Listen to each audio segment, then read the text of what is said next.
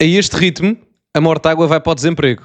O Bloco de Esquerda acabou. O Bloco de Esquerda acabou como partido. A influência que o Bloco de Esquerda teve na comunicação social e nos meios culturais, absolutamente desproporcionada ao seu valor eleitoral, como agora se demonstrou, e que prejudicou gravemente a cultura política do país porque a radicalizou em momentos-chave. Calorosas saudações, e um dado estatístico muito interessante é que este nosso canal tem mais subscritores do que o Bloco de Esquerda teve votos no domingo passado. Portanto, meus amigos, continuem a incrementar a diferença, que eu agradeço-vos imenso. Portanto, metam like e subscrevam o canal para chegarmos aos 190 mil subscritores, ou quiçá aos 200 mil estão aí à porta. Portanto, subscrevam, partilhem também nas vossas redes sociais e relembro o código Sousa10 na Prozis para 10% de desconto quando fizerem compras no site. O vencedor do giveaway da Prozis, 300 euros, tem esta encomenda. Portanto, quem tiver o número desta encomenda, que me contacte por e-mail ou por Instagram para reclamar a vossa vitória. Enviem também só o comprovativo da compra. Bom, vamos então ver aqui Miguel Morgado a abordar a falência ideológica e parlamentar do Bloco de Esquerda. Portanto, mantém-se relevante. Vamos às rubricas finais, começando pelo inferno. Quem está no inferno? Bem, pusemos duas pessoas no inferno. Vamos começar por Pedro Nuno Santos. A segunda é Louçã, já lá vamos.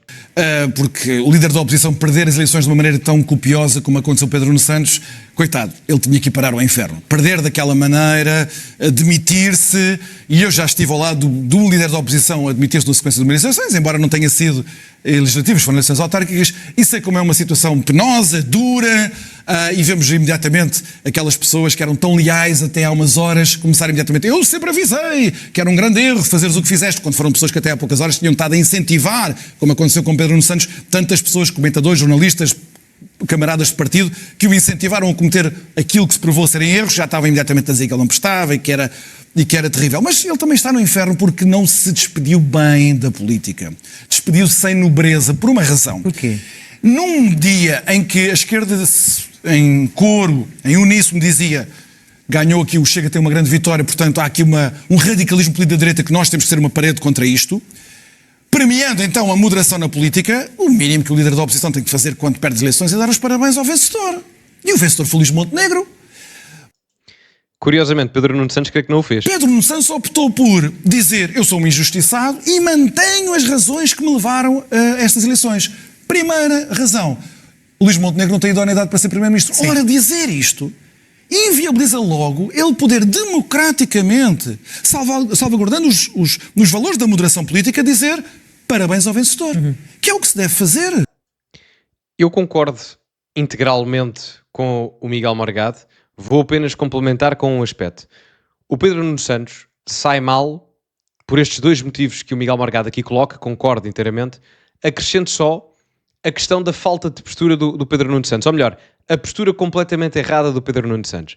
Por maior que tenha sido a derrota do PS, que foi uma derrota histórica, e o Pedro Nuno Santos tem um histórico de derrotas brutal enquanto secretário-geral do Partido Socialista, só desde o momento em que ele assumiu a liderança, em dezembro de 2023, o Pedro Nuno Santos perdeu, enquanto líder do PS, duas eleições nos Açores, uma ou duas eleições nos Açores, 2 ou 3 eleições na Madeira, 2 eleições legislativas, e provavelmente iria perder estas autárquicas e as presidenciais, entre aspas, embora não haja partidos, mas o concorrente que o PS iria apoiar iria provavelmente perder para o Almirante.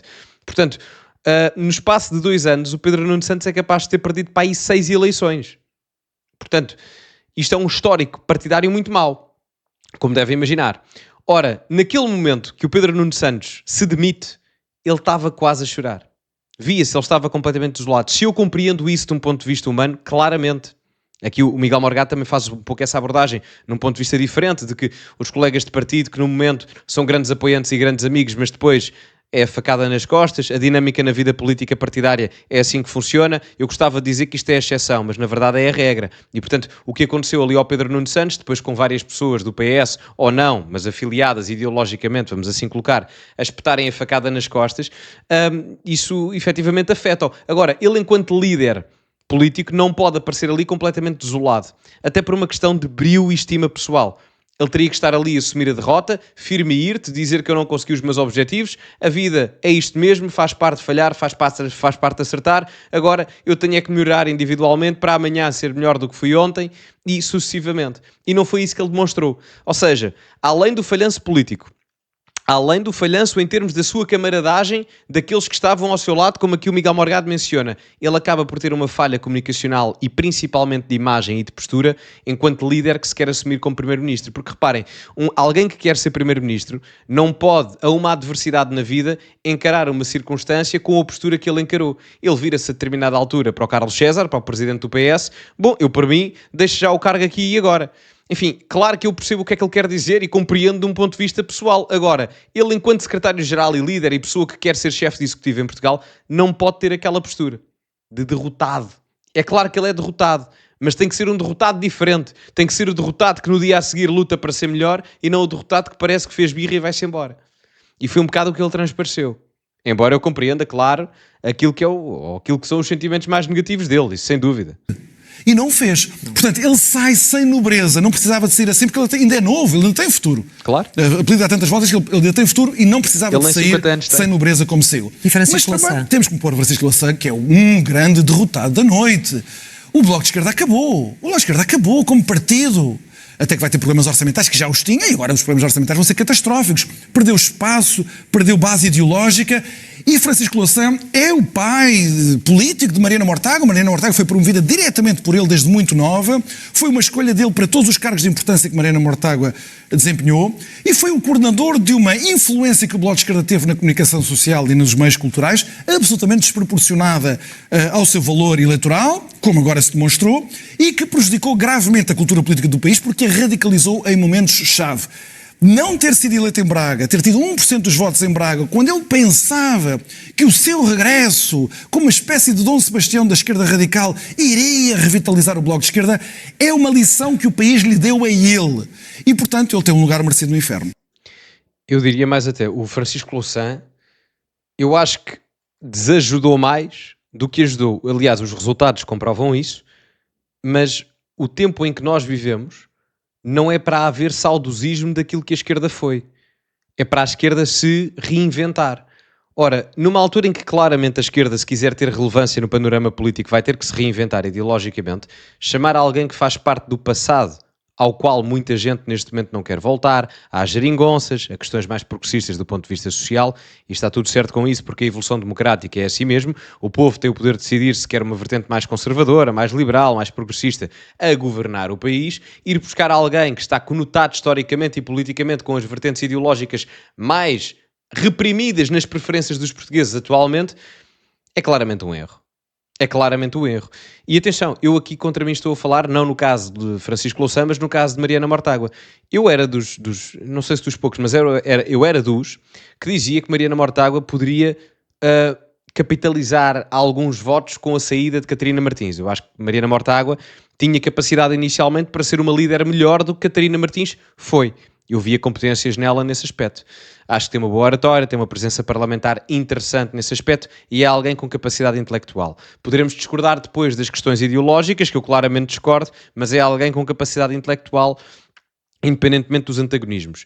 A questão aqui é, enquanto líder partidária, Mariana Mortágua foi um fracasso autêntico. Um fracasso autêntico.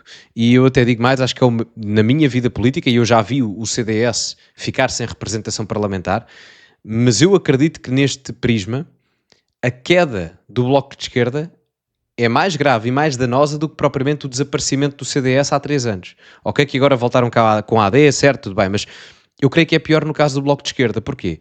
Enquanto que à direita o desaparecimento do CDS é facilmente vinculado ao aparecimento de um partido como o Chega, que teve uma grande e coliu bastante do ponto de vista eleitoral e, portanto, cobriu claramente o espaço ideológico do CDS também e algum do PSD. No caso da esquerda, o único partido a ganhar votos, e mesmo assim não é grande coisa do ponto de vista quantitativo, foi o LIVRE. Ou seja, não houve propriamente uma substituição, como aconteceu no caso do CDS. Isso é facilmente explicável e há uma justificação para tal, além das questões da competência ou das questões dos quadros em si, partidários. No caso do Bloco de Esquerda é pior. Não há algo a substituir o Bloco de Esquerda. O Bloco de Esquerda simplesmente desapareceu. Desapareceu. As pessoas deixaram-se de rever nisto. Portanto, podemos eventualmente dizer que alguns foram para o LIVRE e etc, mas mesmo assim na representação parlamentar o LIVRE ganha 2 deputados, o Bloco de Esquerda perde 4. Portanto, isto é representativo do falhanço total de Mariana Mortágua enquanto líder do Bloco de Esquerda. E digo-vos mais, eu sei que o Bloco não desapareceu, Mas enquanto falhança de liderança partidária, isto é mais grave para o Bloco do que propriamente para o CDS-PP. Digo-vos já. Curiosamente, o mundo dá voltas e agora o CDS vai ter 2 ou 3 deputados, mais deputados do que o Bloco de Esquerda. Curiosamente. Eu bem sei que é por causa da coligação com a AD, certo? Mas não deixa de ser irónico na mesma.